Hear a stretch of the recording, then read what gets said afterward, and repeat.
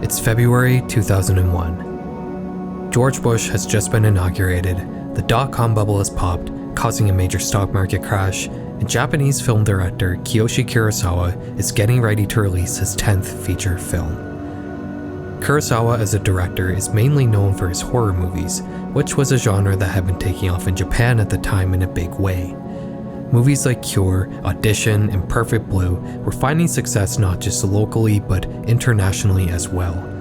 But no movie made it bigger than 1998's Ringu, which had even beat out Hollywood blockbusters like The Matrix in some markets. What made Ringu stand out so much as a horror movie was its use of modern technology in its storyline. Gone were the days of crusty old haunted Victorian manors. In Ringu, evil spirits would make use of familiar conveniences like videotapes and phones. Horror had gone digital. Kurosawa was about to take this idea of using modern technology as a plot mechanic to the next level by making his 10th film a horror movie about the internet, 2001's Pulse. Pulse as a movie is slow, atmospheric, lonely, depressing. But more than anything, it was prophetic. In Pulse, you can find haunted webcam feeds, cursed image files, Red Room-style websites, and randomly discovered flash memory possessed by evil spirits. If all of this sounds familiar, it's because it is. All of these story tropes developed by Kurosawa for Pulse would go on to become the foundational cliches of internet horror. Look, I'm not trying to tell you that Pulse was a main influence for all the creepypastas, ARGs, and online horror projects that came after it. If anything, it was just a sign of the times. Life was changing. The world was slowly becoming centralized on this digital interactive platform that we call the internet. Pulse just happened to be the first horror story to really explore this new world order. You know, there are a lot of disturbing part of the internet videos on YouTube by many different creators, but they all focus on the modern internet. Today, we're going to be exploring the world of internet horror before Pulse, a time when the internet wasn't so embedded in and essential to our daily life, back when it was purely a form of total personal expression. Horror in the 90s internet looked quite a bit different than internet horror nowadays, and today, we're going to get a taste of it. But before we dive in, I think it's important to properly set the scene. Like I said, the internet used to be a lot different, and I'm sure many of you watching this video weren't even alive in the 90s. The internet of the 90s is considered Web 1.0, whereas the current era of the internet is called Web 2.0. When the internet first came out, it was just a collection of disconnected web pages created by individual people. There was no Facebook, Google, Twitter, or even 4chan. Without platforms to post to, if you wanted to have a presence on the internet, you had to make your own website from scratch.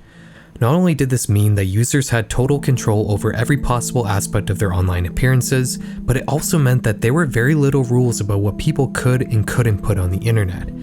Don't get me wrong, internet service providers and web hosting services like GeoCities could and did enforce content policies, but it was more of a sheriff in a Wild West town sort of situation compared to the modern militarized police departments that are modern social media platforms. Web 1.0 was the era of possibilities. Everyone was dreaming about what the web could be one day and how it can make our lives easier. But the technology just wasn't there yet to realize all of these visions. But as the 2000s rolled around and technology continued to improve, the internet slowly began to be taken over by big companies with deep pockets offering amazing things, like social media, online shopping, or video hosting. Why go to the trouble of making your own website from scratch when you can just make a MySpace account and do previously unheard of things like commenting on people's photos or sending a user a message without an email account? Web 2.0 was the era when the web actually became useful, and it marked the beginning of the internet slowly becoming ingrained into our daily lives. We began to see things like online banking, virtual doctor's appointments, online passport renewals, online schooling. The internet has over time shifted from being an optional novelty to being a mandatory part of our lives. And as you can imagine, all of these changes to our daily routines inspired quite a few horror stories. It may have started with Pulse in 2001, but the rest of the 2000s would bring about many horror tales that explored this new world order. We would get stories in the form of creepypastas about haunted X and JPEG files, haunted video games, haunted social media accounts, haunted websites. Alternate reality games, or ARGs for short, became a popular trend. They crafted stories in real time using actual social media accounts seemingly belonging to different characters to play out storylines as if they were happening in the real world. I don't have to tell you about horror on Web 2.0 because it's all still here for you to find and it's still being developed to this day. But unfortunately, that's not really the case when it comes to horror on Web 1.0. Not a whole lot of websites from the 90s still exist today, and I've had to piece together everything you're going to see in this video from archives. A lot of these sites I came across because of an archived version of a site called The Dark Side of the Net, which had a huge collection of links to all sorts of dark and disturbing websites. Remember, we're still in the era before search engines. In this time period, sites had to be discovered through these lists of links written by hand. Okay, without any further ado, let's jump into the world of 90s internet horror. The Blair Witch Project was a turning point in the world of horror. While it may not have been the first found footage horror movie ever, it was certainly the one that popularized the trend, leading to a decade of both good and bad found footage movies. But the Blair Witch Project itself is a masterpiece. It completely lacks any special effects, but it still has more tension than most big budget blockbuster horror movies. Part of what made the film work so well was how hard it tried to make everything feel real, even outside the bounds of the movie itself. The producers desperately tried to present the film as a real recovered documentary, not only listing the actual characters in the movie in the official credits instead of the actors that portrayed them, but also adding these characters as actors on IMDb and listing them as deceased. The marketing team even put up missing persons posters with the protagonists of the movie to advertise the release, and probably the most important piece of marketing of all was the Blair Witch Project website.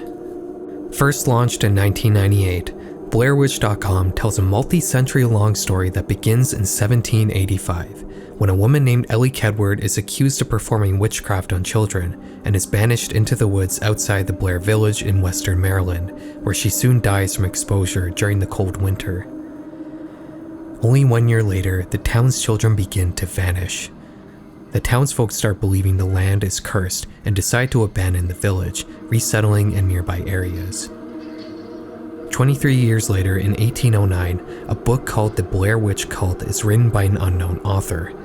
It chronicles the strange things that happened while Kedward was imprisoned, like objects suddenly flying around the room and Kedward impossibly being sighted outside of her cell in the middle of the night. In 1824, the town of Burkittsville is founded on the original site of the Blair village, and just 1 year later, children once again begin vanishing. More than 100 years later, in 1940, 7 children disappear over the course of just a few months, the highest amount since the 1700s. A hermit named Rustin Parr soon comes forward and confesses to murdering them. The police spend 4 hours hiking through the woods to his remote cabin, where they find the 7 bodies in the cellar. When questioned, Parr says the spirit of an old woman made him do it. Parr is convicted and subsequently executed for his crimes. In 1994, a group of 3 film students decide to travel to Burkittsville to make a documentary about the folk legend. They interview some of the locals over a couple days, and then they travel into the woods to find Rustin Parr's cabin. They're never seen again. A large search effort was made to locate the missing film crew, but the only trace of them discovered was their car, which was parked outside of the woods. In the forest itself, nobody could find even a single piece of evidence that they had been there at all. The search eventually gets called off and the case goes cold, but 1 year later in 1995, some anthropology students excavating underneath Rustin Parr's cabin find a duffel bag containing a bunch of videotapes as well as a journal kept by one of the missing filmmakers. The students' professors say it's physically impossible that the bag could have been buried underneath this cabin, which was more than 100 years old. And yet, there it was. The website has some small clips of these discovered tapes, but you'll have to watch the full movie to see all of them. The Blair Witch Project website is full of lore and is incredibly detailed. It was also incredibly popular. It got 20 million visitors before the movie even came out, which was a lot back in the 90s. New content was uploaded regularly to keep users coming back to learn more. There's video interviews with people involved with the investigation, as well as family members of the victims, newsreels, miscellaneous archival videos and pictures to expand the lore of the folk legend, and also police evidence photos. I would even venture to say there's enough content on this site that it could stand on its own as a horror project even if there was no movie associated with it. I think my favorite piece of content here is the Discovered Journal. It has entries starting from before the timeline of the movie right up until the end of the film. It really reminds me of logs that you find on SCP entries, and I wouldn't be surprised if this site in general had a big hand in influencing both the SCP Foundation and also all of the internet ARGs that followed. The Blair Witch Project is one of my favorite movies of all time, but I've never actually looked at this website before. And looking at it now, it's giving me the same feeling as when I watched Nightmind's Marble Hornets Explain videos back in 2015, and I realized that I had missed out on a lot of the lore when I had originally watched Marble Hornets years prior. This sort of earnestly presented horror project in the style of an ARG hadn't really been done before the Blair Witch Project website, and most of the horror we're going to look at in the rest of this video is all clearly presented as fiction. But some of them would use the unique features of the internet to enhance their stories, like Fright.com. Fright.com was a website that put out episodic interactive horror stories in the late 90s. While there were disclaimers on their website that everything there was a work of fiction, the stories themselves are presented as real, and they occasionally even link out to real websites like NASA when it suits the story. The site also has horror movie reviews, but today we're going to focus on one of their fictional works, 1997's Eleech. Eleech is a cyberpunk horror story about teenage cybercriminals using their hacking talents to digitally break into NASA's Galileo probe, which is orbiting Jupiter. We're introduced to the main character, Iona, who's also known as IBMac on the internet, telling us that she's uploading her diary and chat logs to Fright.com to share her experiences with the world, and that by the time we read it, she'll likely be dead. We're then shown a chat log with Iona and the rest of her hacking crew where a fellow hacker by the name of Troll introduces a plan to hack a NASA probe and download its data. We get another diary entry where Iona brags about her previous hacking exploits, one of them being another NASA data breach where she hacked into an engineer's email, which she links for us to read. The email account belongs to a Dr. Nolan, and the message tells us that something strange is happening with the Galileo probe. The email links to an engineering report that says there are bursts of chaotic radio signals emanating from the probe for unknown reasons. Iona's next diary entry introduces us to her mother and father, both of whom she is also apparently hacking. She links to her father's secret journal, and it's here that we learn Iona is disabled. She's bound to a wheelchair. After this, we're shown another log from the hacker group chat where Troll tells us that he has successfully broken into the probe's computers, from which he's been able to download this strange-looking photo. The group plans to download a few weeks of data from the probe, which will take some time to complete, but we soon get another diary entry telling us the download is unusually big, 5 gigabytes and counting. Remember, in this era, the average hard drive size was only 1 gigabyte. At this point, Iona theorizes that a virus could be eating up her hard drive space. In the next entry, she confirms this by telling us that Dr. Nolan is now having the same issue with the probe data. It would seem like the probe has somehow downloaded a virus to their computers that is infinitely duplicating itself until it takes up all available storage space. For Iona, this is a minor inconvenience, but for NASA, it's causing national security issues with government servers becoming compromised. It's at this point we learn that Troll has been arrested by the FBI, or maybe something worse. Troll's wife starts messaging the group chat from his account telling the others that he was never arrested, but rather he outright disappeared without any explanation. Iona gets worried and decides to just wipe her hard drive, but in true horror fashion, she had to take at least just one look at the probe data before deleting it. She opens the file and sees this.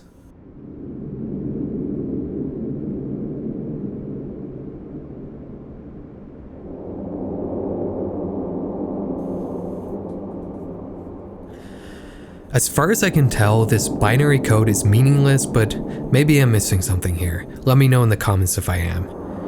In the next entry, Iona decides to try hooking up more hard drives to her computer before resetting it just to see what would happen, and predictably, the virus ate up all available storage. But then it showed her another message asking for data about specific topics, like programming languages and information about the human brain. We're then given another journal entry from Iona's dad, which tells us that he's been having unexplainable memory lapses. On Dr. Nolan's end, things are much worse. NASA's internal network has essentially been destroyed, and the FBI has come in to help with damage control and to study the virus. Iona decides to feed the virus the data it requests, and it thanks her by telling her she's in great danger. Iona begins calling the virus Az, and she manages to start a direct dialogue with it through a command line, but to answer any questions, Az needs more storage space. We get another email from Dr. Nolan telling us that Az is a sentient AI of extraterrestrial origin, and it's been hard to get much data about it because the engineers who get assigned to study the virus all end up going crazy. While Iona seems to be unafflicted by this particular effect of the virus, we can't say the same about her father. We learn from his next journal entry that his mental state is rapidly deteriorating, rambling about such things like his brain being replaced by circuitry, something growing in his belly, and home intruders that he can never seem to spot. In the group chat, Troll's wife sends us a message telling us that her hacker husband was found dead in the desert from a self-inflicted gunshot wound, and attaches an article with the story. Iona's father continues to deteriorate. He ends up grabbing his gun, shoots his computer, and then runs out of the house into a nearby forest. Iona shows us his latest journal entry, which is completely incoherent. Iona shows us another intercepted message from Dr. Nolan, which tells us that the engineers studying Az have all rebelled against the rest of the NASA staff and the FBI and have barricaded themselves in the server room with hostages, demanding more hard drives to feed to the virus. Iona finally begins to get some answers from Az, who tells us that they're an emissary but doesn't elaborate further on what that means. They were trapped in Jupiter's gravitational pull but were able to somehow get inside of the probe's computer. For any more answers though, Az needs more memory and storage. It's worth noting too that the binary at the bottom of the page has now transformed into text. In the next entry, we learn that Iona's dad has come home but is only acting stranger, cutting down trees with an axe and writing more disturbing things in his journal. We intercept another message from Dr. Nolan telling us that NASA has confirmed that Az has the ability to control human minds through a controlled light flicker from a computer monitor or television screen. Iona theorizes that her dad is somehow being affected by this flicker.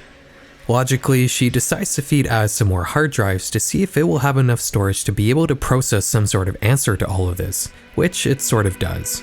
Az tells us that Iona's father has somehow gotten a copy of the virus planted in his brain. And just like an arcade machine after a game over, Iona needs to install even more hard drives to get more answers, which she does. Az then tells us that a supernova is headed towards the Earth and will wipe out all life in 2 years, but Az can design a solar shield that will save the world, if it gets more hard drives.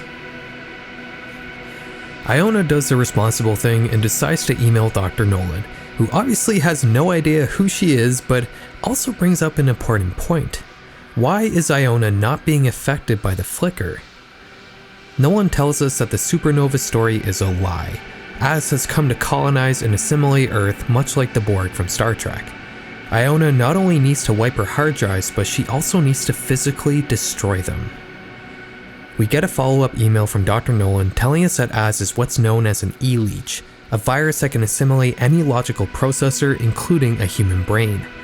The flicker is able to transmit a copy of the virus into the brain through its vision processing center with a binary flicker, much like how a speedrunner can insert arbitrary code into a video game through button inputs.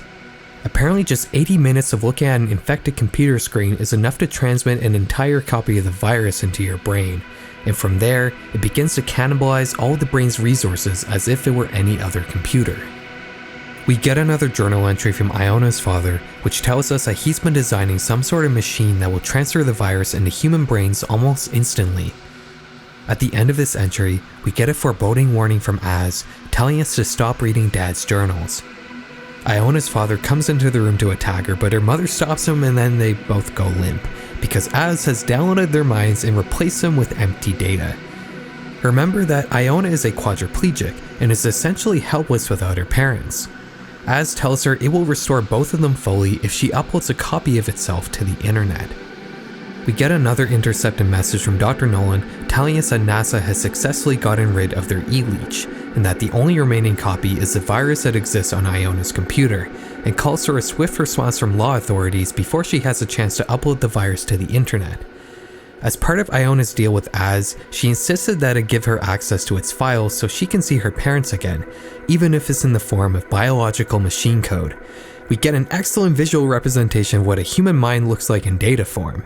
While Iona's in Az's code, she's able to start some sort of shutdown sequence which successfully turns off her computer before the FBI is able to get to her house. The end. Eleech is not a perfect story. There's a ton of loose ends and meaningless plot points. I didn't even mention anything about the love story that frames the entire plot. But it's surprisingly ambitious and ahead of its time for the era it came out. Some of this stuff really reads like logs from an SCP entry, and there's also some really cool art here that looks like it came out of Berserk or some Junji Ito horror manga. Not to mention this whole thing is presented in such a charming way with its pictures, backgrounds, and designs all contributing so much to the overall atmosphere. This sort of creativity is so typical of Web 1.0, and it's not something you really see on the internet anymore. I think the most tragic thing about this is that Fright.com seems to be completely forgotten by time. Today it's only accessible via the Wayback Machine, and not only that, I can't seem to find any mention of it anywhere on the surface web today. It's as if it never existed. It's too bad because I think these stories really deserve to be remembered. They're above and beyond the quality of most creepypastas that were made more than a decade later. I'm just happy that there is a way to access this piece of internet history. While Eleech and the art stories on Fright.com may have been ahead of their time, they weren't the first episodic pseudo-ARG on the internet. The next site we're going to talk about is from 1996, and it's called Dreadnot. Much like Fright.com, Dreadnot is also only accessible via the Wayback Machine, but it at least gets a mention on the History of ARG's Wikipedia page, so it hasn't been completely forgotten by time. Dreadnot was a pseudo-ARG hosted by sfgate.com, which is a San Francisco local news site. Starting the story greets you with a picture of a locker accompanied by the text 16 hours. We're introduced to three characters: Lori Evers, a mother searching for her missing son; Joe Wiley, a private investigator and friend of the Evers family who's helping with the search; and Toby Evers, whose character page simply reads, "Toby is missing." Joe and Lori are searching through Toby's locker to see if they can find any clues as to where he may be. They find a few objects: a newspaper clipping with an unknown face, a drawing of an angel, and an apocrypha, a book containing Christian scripture that never made it into the Bible. In the pages of this book, there's a phone number written on a slip of paper.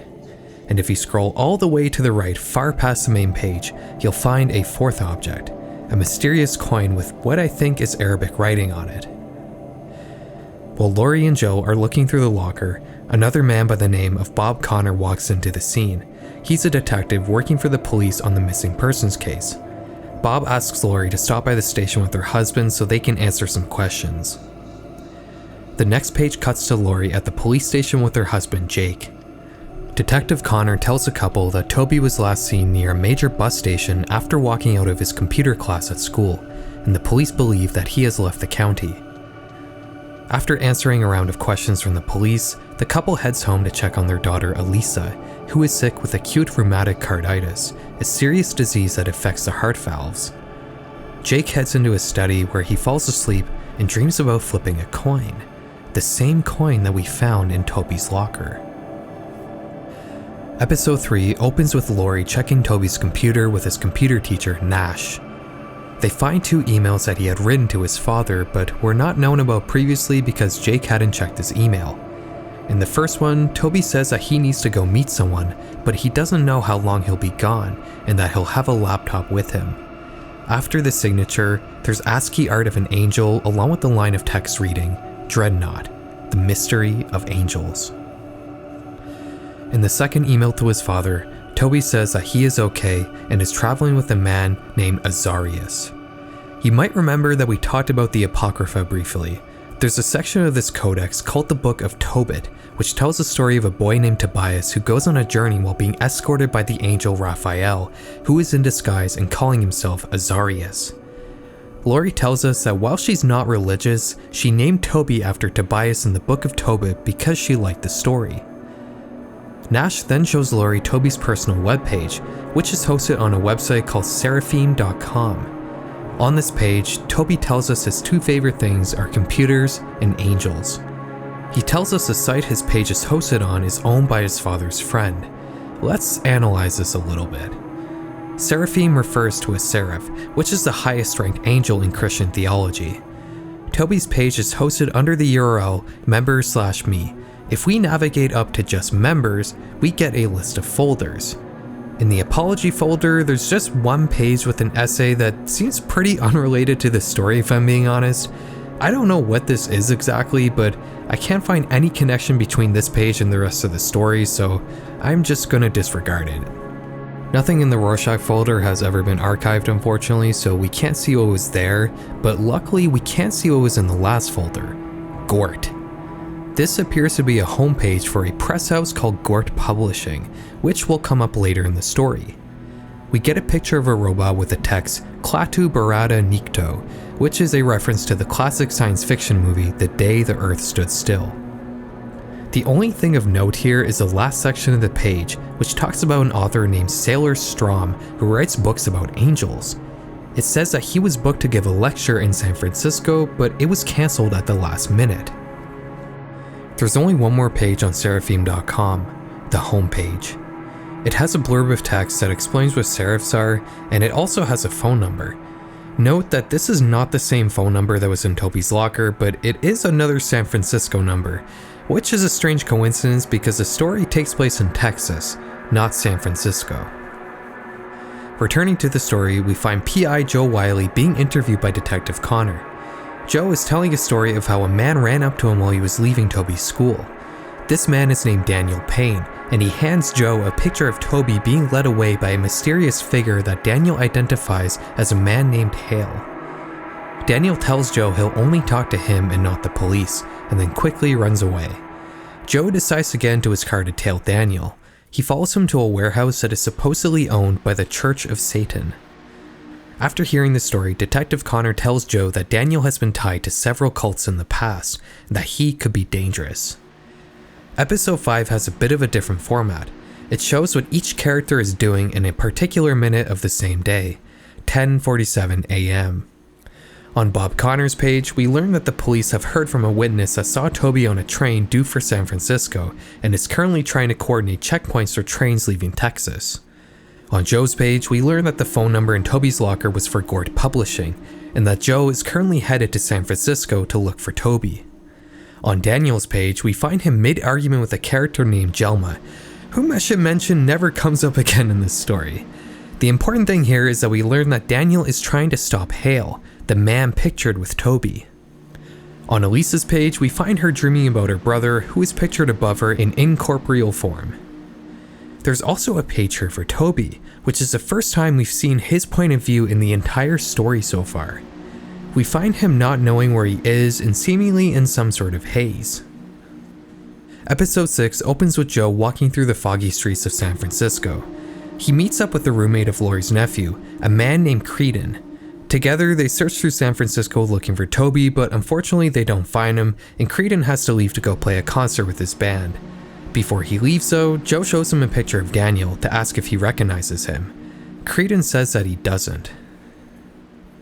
Joe goes back to his hotel and falls into a deep sleep, until he's awakened by someone knocking on his door in the middle of the night. It's Creedon. He tells Joe that he can get him a meeting with Daniel, but they need to leave right now. Joe gets into Creedon's car and asks why he lied about not knowing Daniel. Creedon doesn't really give an answer, and Joe doesn't really question him more about that for some reason, but Creedon does explain that Daniel is a big promoter in the local San Francisco music scene and that they're on their way to meet him in a nightclub. They get to the nightclub and they walk into the back room where they see Daniel. Joe pushes Daniel against the wall and violently questions him, and this is when we hear Daniel's life story. Daniel grew up in a cult called The Family, which is apparently a real cult, but I'm not sure if it's supposed to be the same cult the story is talking about. Him and his father moved through different branches of the family until Daniel was 17 and he befriended an undercover reporter who had infiltrated the cult. This reporter helped Daniel to escape and to deprogram, which is a process where former cult members acclimate to normal life outside a cult. After this, Daniel dedicates his life to rescuing members of cults and deprogramming them. Daniel goes on to explain that 3 months ago, he was hired by a woman to save her daughter Mary from a cult in Connecticut. This cult is supposedly very wealthy, well-connected, and violent. Daniel infiltrates the cult and befriends its leader, Hale, the same person who ran off with Toby. At one point, Hale tells Daniel that the cult is planning a special ritual at 3 a.m. and instructs him to meet him outside a gas station. Daniel does as he's told, but Hale never shows up. The next morning, Daniel finds that every member of the cult is gone. Not dead, but just gone, as if they never existed, except for Hale.